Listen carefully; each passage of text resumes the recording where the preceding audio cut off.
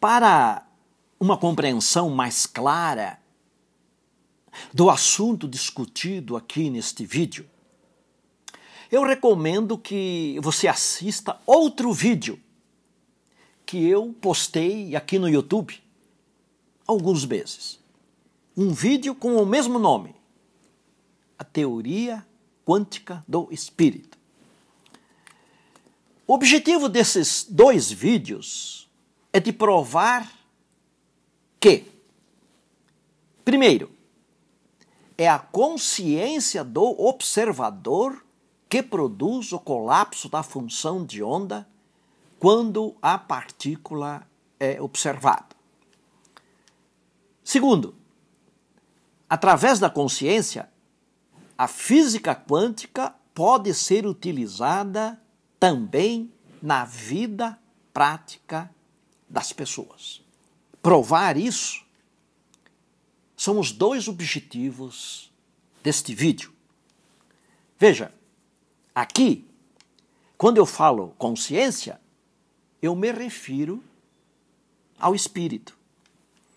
Consciência e espírito aqui têm o mesmo significado. Um grande número de físicos, os chamados físicos clássicos, não acredita em nenhuma dessas duas proposições aqui apresentadas. Foi por causa desses físicos que eu voltei a falar sobre este mesmo assunto aqui neste vídeo. Esses físicos afirmam que, no processo da observação da partícula, através de um aparelho, o colapso da função de onda ocorre sem a participação da consciência do observador, sem a participação do espírito. O argumento que eles utilizam para justificar isso é a interação que ocorre entre a partícula e o campo quântico eletromagnético do aparelho. Quando isso acontece, a partícula perde o seu estado de superposição ou estado de emaranhamento. E então, instantaneamente, ela se materializa na realidade física onde nós existimos. Os físicos chamam esse processo de descoerência quântica. Segundo esses físicos, que negam a presença da consciência no processo da observação da partícula, isso tudo acontece à revelia da consciência do observador. Ou seja, mesmo que não exista uma consciência no esquema, assim mesmo a partícula se materializa segundo eles. A síntese absurda dessa argumentação tem a sua medida mais expressiva na afirmação de que é possível uma observação sem um observador. Pois, quando a consciência é eliminada do esquema, concomitantemente, o observador também é eliminado. Afinal, não existe observador sem consciência.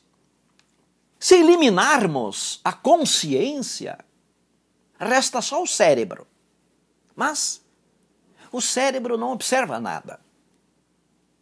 O cérebro é feito de átomos e moléculas. Ou seja, o cérebro é feito com matéria. E matéria não observa. Não existe observação sem observador. Isso, no campo da filosofia, é uma aberração intelectual. Se esses físicos afirmarem isso numa plateia de filósofos, eles se tornarão objeto de risos e de zombaria intelectual. Eu já disse isso no vídeo anterior com este mesmo título. Veja, A partícula quântica, de fato, ela interage com um campo eletromagnético. Isso é verdade. Os físicos concordam com isso. Essa interação acontece com qualquer campo eletromagnético. Não precisa ser necessariamente um aparelho para observar partícula, como um contador Geiger ou um interferômetro de Mach-Zehnder, por exemplo. Qualquer aparelho elétrico gera um campo eletromagnético, que é um campo quântico. Uma televisão, um computador, um telefone celular, um secador de cabelo, por exemplo. Tudo isso gera campo eletromagnético. Isso significa que se uma partícula interagir com o campo eletromagnético de uma televisão, nas condições adequadas, por exemplo, esta partícula também vai sofrer a descoerência quântica. Só que, neste caso, ninguém vai ouvir um clique. Ninguém vai ver um ponteiro se mexer. Ninguém vai ver um centelhamento. Nada. Isso porque o aparelho não foi projetado para observar partículas. Embora o aparelho também produza um campo eletromagnético. Neste caso, a partícula vai interagir com o campo eletromagnético da televisão ou de outro aparelho qualquer. Vai sofrer descoerência quântica. Vai se materializar e vai se integrar na estrutura atômica do aparelho, que neste caso é a televisão. Só que ninguém vai ficar sabendo se isso aconteceu ou não. Ninguém vai ficar sabendo se a partícula se materializou, se ela sofreu o colapso da função de onda. Pois, ninguém vai ter a percepção de nada, nem percepção visual, nem percepção auditiva. Afinal, o aparelho não foi projetado para produzir uma percepção observacional, assim como o contador Geiger produz aquele clique que é uma percepção auditiva. Portanto, o contato com o campo quântico eletromagnético apenas não é suficiente para nos fazer acreditar que uma partícula sofreu descoerência quântica, se não existir um observador. Além do aparelho, é necessária uma percepção. Essa é a diferença entre um aparelho eletromagnético qualquer e um aparelho para observação de partículas. O aparelho para observação de partículas produz uma percepção, que pode ser o visual, um ponteiro se mover, ou auditiva, produzir um clique. O aparelho para observar partículas é projetado para produzir uma percepção visual ou auditiva. E isso implica a presença de um observador, de uma consciência. Agora, aqui vem a cereja da torta. Só existe percepção se existir uma consciência capaz de ter esta percepção. Onde não existe consciência, não existe percepção. Sem percepções, a realidade cósmica não existe para o ser humano. Portanto, sem percepção, ou sem consciência, ou sem o espírito, a partícula não pode ser observada. E se a partícula não for observada, então ela existe no seu estado de superposição, ou no seu estado de emaranhamento quântico, que é onde ela existe antes de ser observada. E neste caso, ela não existe na realidade física. Logo, sem a participação da consciência do observador, a partícula não se materializa. Não podemos ter evidência de que houve uma descoerência quântica. Não ocorre o colapso da função de onda da partícula. Sem a presença da consciência é impossível afirmar que houve um processo de descoerência quântica. E desse modo, então, o argumento desses físicos cai por terra, já que esse argumento se fundamenta integralmente na descoerência quântica. Veja, essa explicação que você acabou de ouvir está rigorosamente conforme tanto com a lógica científica quanto com o formalismo da física quântica.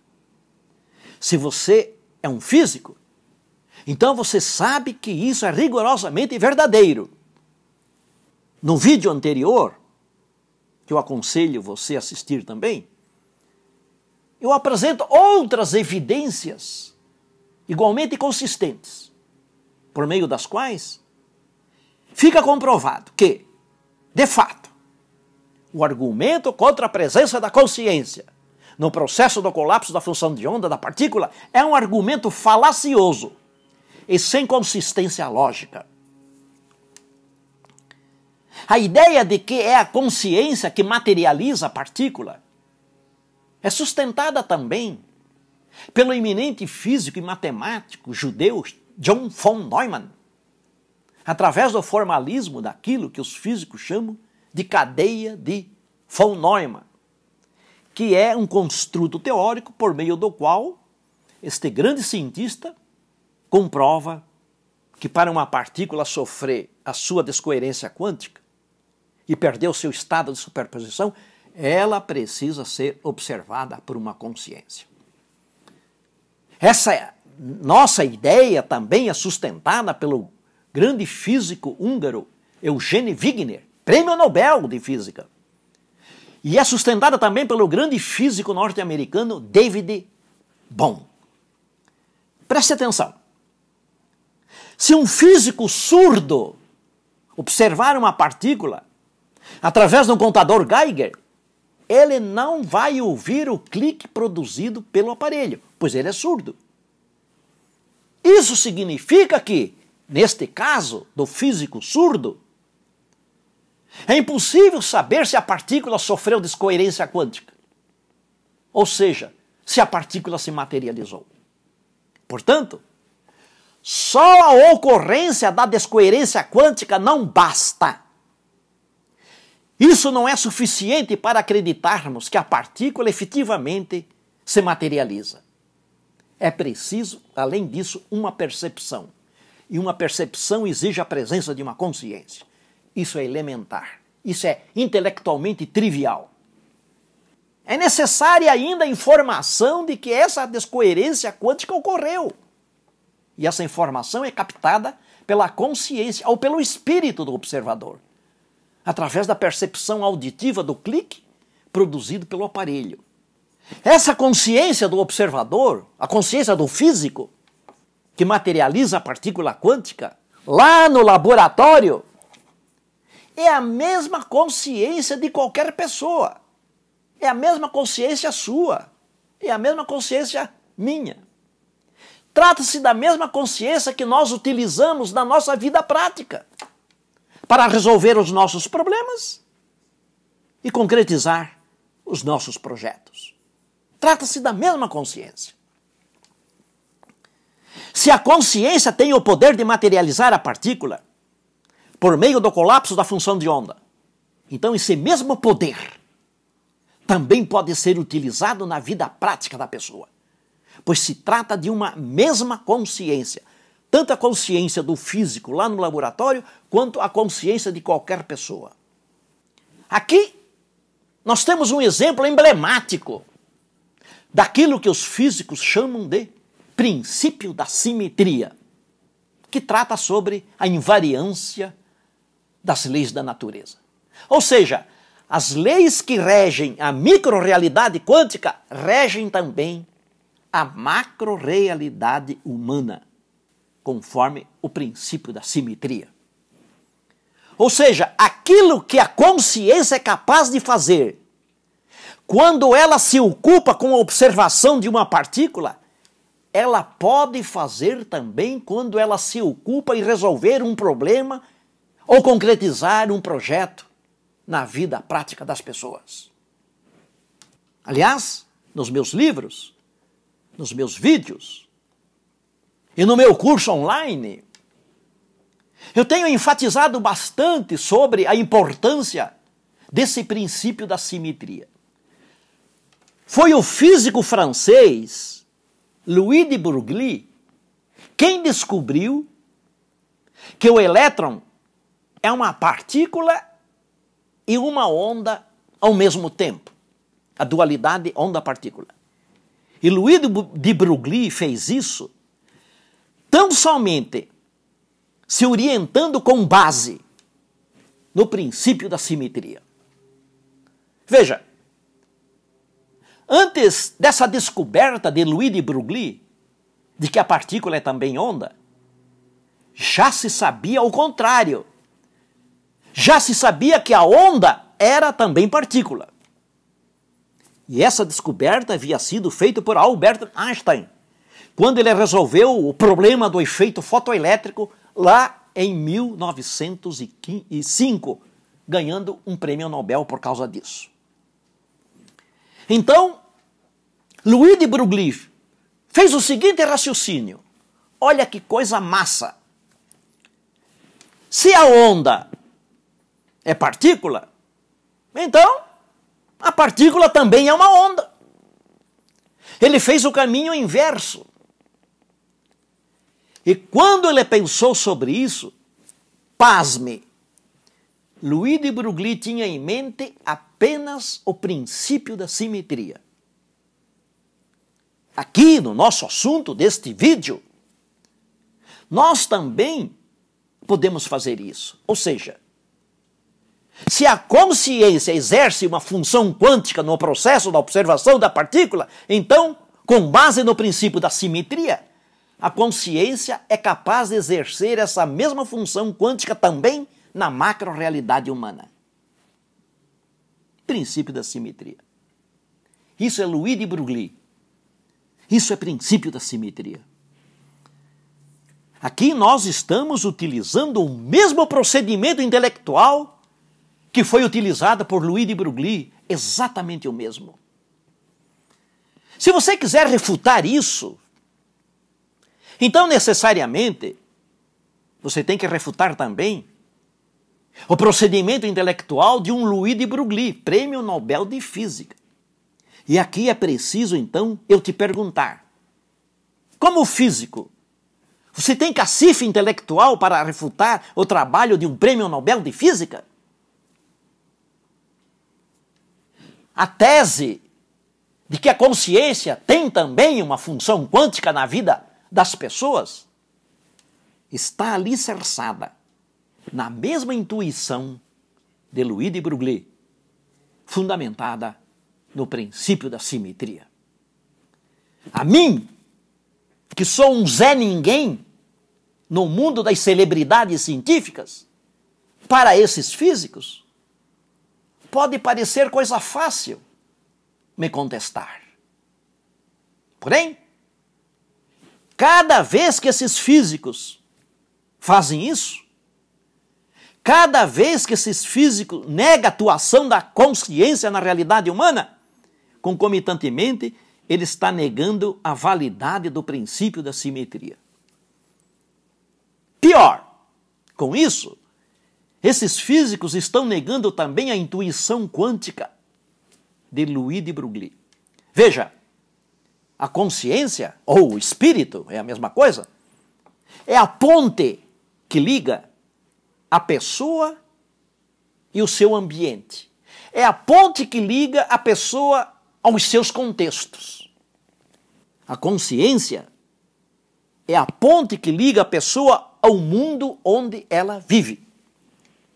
Se nós quisermos utilizar a física quântica na nossa vida para resolver problemas e concretizar projetos, nós só temos a nossa consciência para fazer isso e nada mais. é a nossa consciência? Afinal, o que ela é? Eu respondo: a consciência é o conjunto de todos os processos psíquicos do ser humano. Psiquismo mental, psiquismo intelectual, psiquismo cognitivo, psiquismo intuitivo, psiquismo emocional, psiquismo sentimental, psiquismo biográfico, psiquismo da memória, psiquismo da sensibilidade, etc. Esses são os canais por meio dos quais a física quântica atua sobre nós e por meio dos quais nós também podemos utilizar os princípios quânticos como ferramentas para atuarmos sobre as pessoas, sobre as coisas e sobre os lugares. É através desse conjunto psíquico, esse conjunto de psiquismo que formam a nossa consciência ou o nosso espírito. Na sua dimensão microscópica, a realidade cósmica é constituída pelo quantum de energia. Isso é elementar na física quântica. E eu falo dessa realidade onde nós vivemos. Eu falo da realidade dos nossos ambientes, a realidade dos nossos contextos. Eu falo dessa mesma realidade onde nós pretendemos realizar os nossos sonhos e os nossos projetos. Essa realidade é constituída de quantum, portanto, é uma realidade quântica. E através do princípio da simetria, as leis que regem a micro-realidade quântica regem também a macro-realidade humana.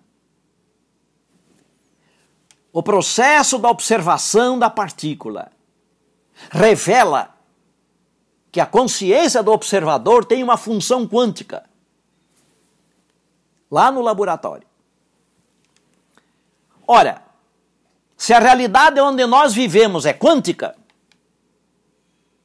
e se a consciência é também quântica, então, logicamente, é consistente postular que, através da nossa consciência, nós podemos atuar sobre os nossos ambientes, sobre os nossos contextos, sobre as nossas circunstâncias, sobre os nossos cenários existenciais.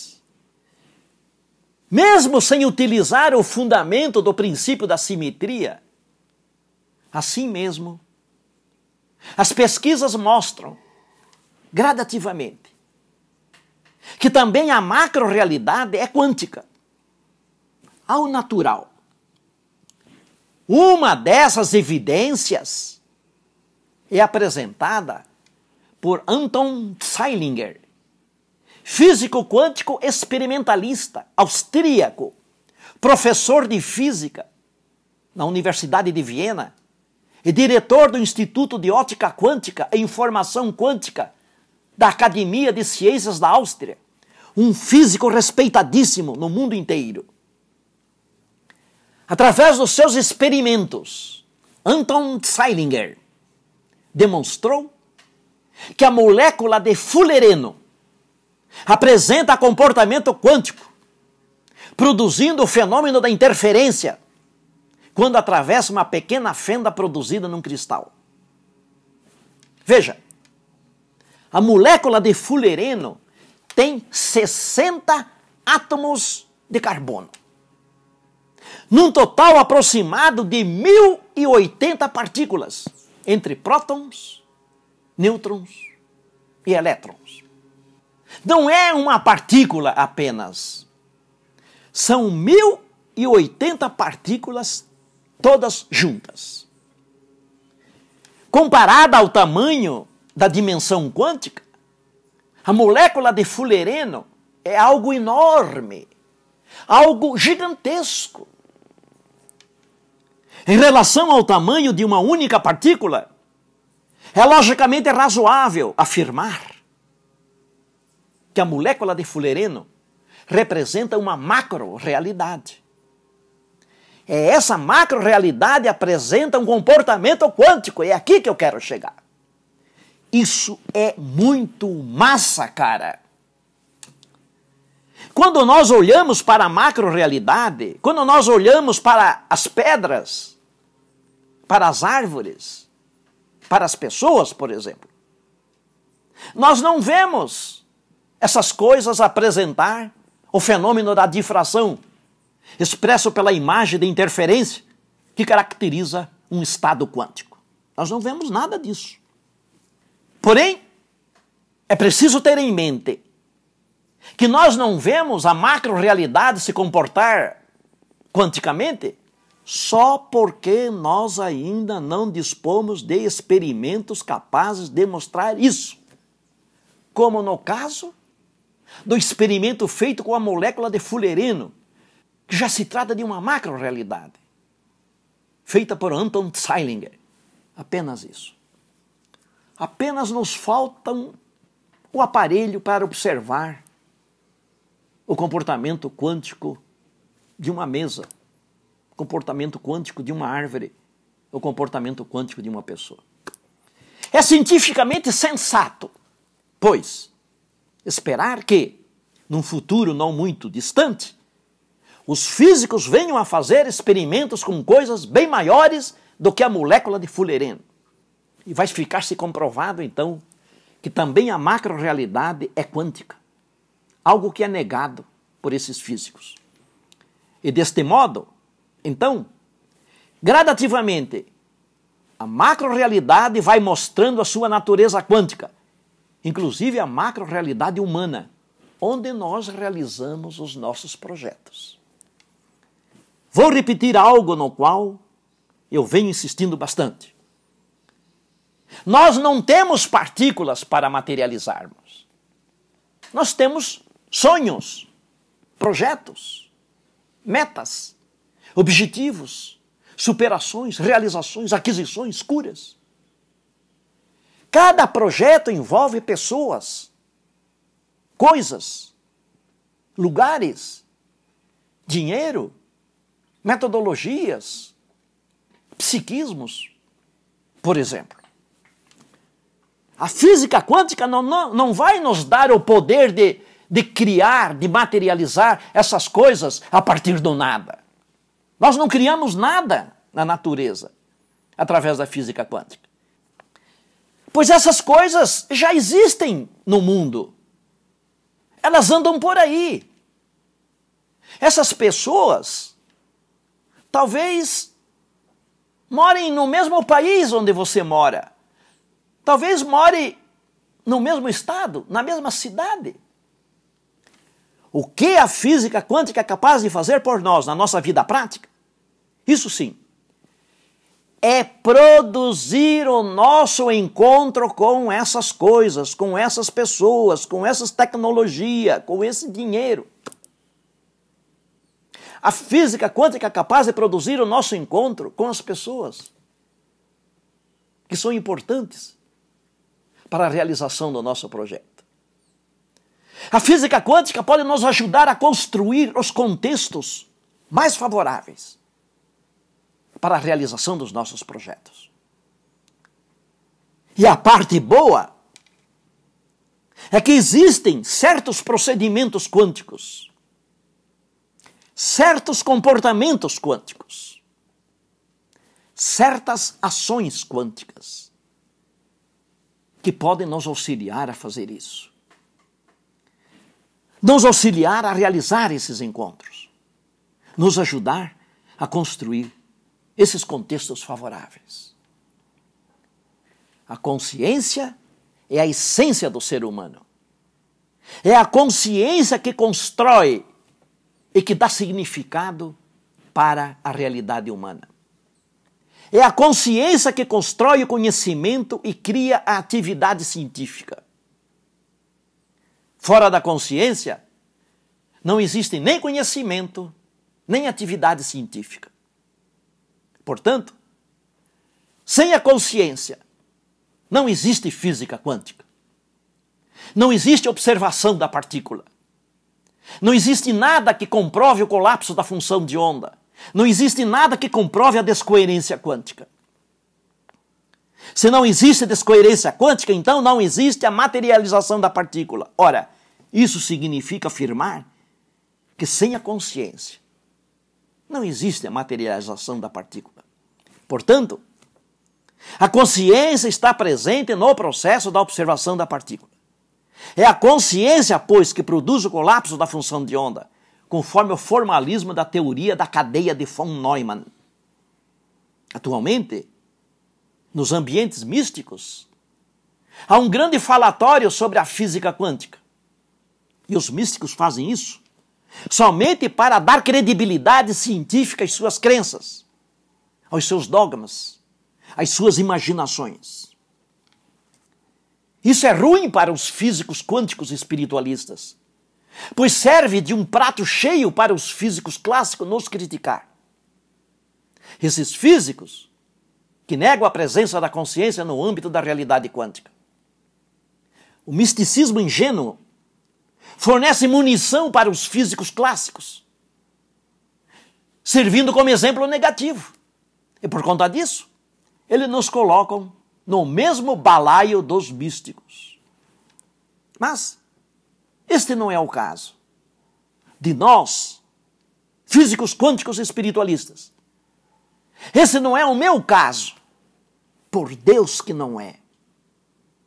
Eliminar a consciência ou espírito da realidade quântica, negar a utilização da física quântica na realidade humana, é a mesma coisa que postular uma realidade humana sem a sua essência. É querer acreditar que possa existir uma pessoa sem espírito. Isso é filosofia de zumbi. Por Deus que é. Se a consciência está presente em todas as atividades humanas, então por que ela não está presente também no processo da observação da partícula? Por que essa exceção cognitiva acéfala, racionalmente absurda? Existem dois motivos perversos que controlam o espírito dos físicos no seu ódio contra a consciência e no seu ódio contra a espiritualização da ciência. Algo que eu já venho denunciando há tempo através dos meus vídeos aqui no YouTube. O primeiro motivo é o preconceito intelectual que eles têm contra metafísica e espiritualidade. O segundo motivo é a pobreza cultural deles, que fica restrita apenas aos compêndios da física e nada leem fora deste campo do conhecimento. Esses físicos quase nada leem sobre ontologia, metafísica, filosofia, epistemologia, teologia, psicologia, história, sociologia, por exemplo. Eles quase nada leem sobre neurociência, fenomenologia da percepção, metapsíquica humana, expressão artística, ética, por exemplo.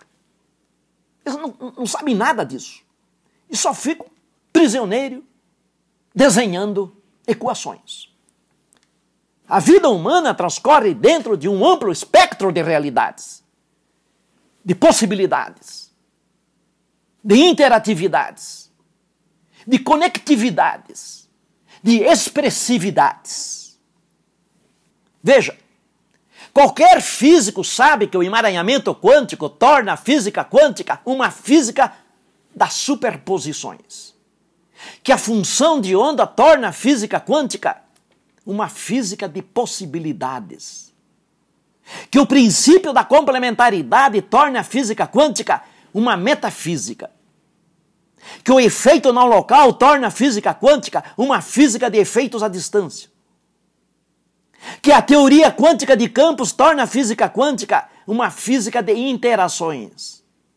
Que o princípio da incerteza torna a física quântica uma física da humildade.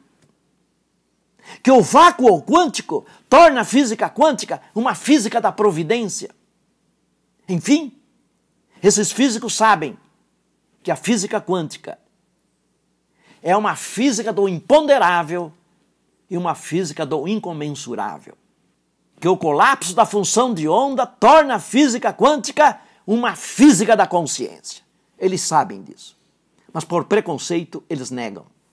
Essas realidades transcendentes, imponderáveis, incomensuráveis, metacósmicas, metafenomênicas, essas expressões metafísicas da nossa realidade, esses mistérios da física quântica, nada disso pode ser intuído epistemologicamente, nem captado cognitivamente, sem a participação da consciência, sem a participação do espírito. A consciência é central e inteligente da realidade humana. E a física quântica também pertence à realidade humana. Por isso, a física quântica é necessariamente intrínseca à consciência, ao espírito. Por isso, é intelectualmente razoável afirmar que a física quântica é também uma física da espiritualidade. Então, meu amigo, minha amiga, utilize a física quântica na sua vida prática, através da sua consciência, através do seu espírito.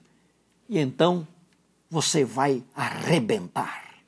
A maioria de vocês devem saber que eu passei quase 30 anos da minha vida dedicado ao estudo e à pesquisa sobre como os processos quânticos surgem na nossa vida e como nós podemos utilizar a física quântica na vida prática. Sobre essas pesquisas, sobre esses estudos, já escrevi 3 livros e apenas um deles eu tenho disponível, porque os outros 2 estão esgotados, que é a física quântica na vida real, que é um verdadeiro manual prático.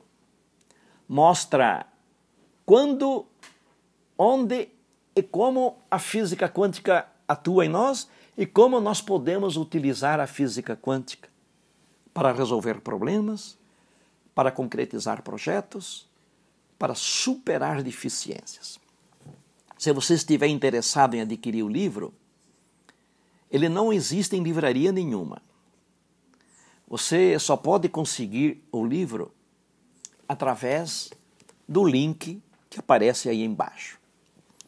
Vocês sabem que eu também trabalho com psicodinâmica das cores. Cor é fóton. E o fóton é o quantum de energia.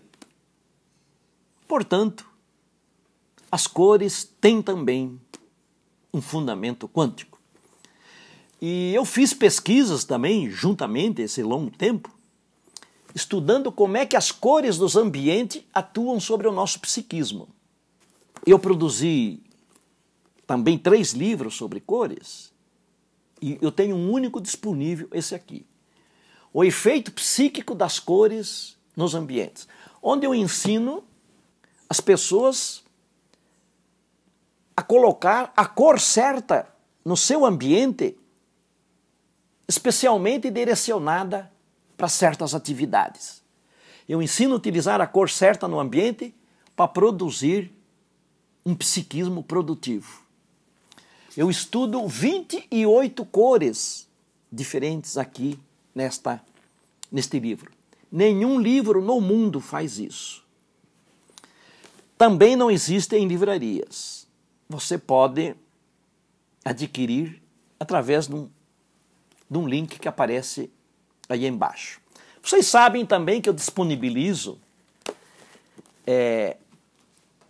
um e-book tanto sobre cores como sobre física quântica. Eu disponibilizo isso gratuito. E você pode adquirir também aí nesse link. E vocês sabem que eu também ofereço um curso online sobre a física quântica na vida real. Esse curso reúne tudo, o que está no livro, o que está nos meus vídeos, reúne aquilo que eu descobri nas minhas pesquisas. Este curso é completo. Se você está interessado, também um link para informação vai aí embaixo. Um abraço quântico a todos.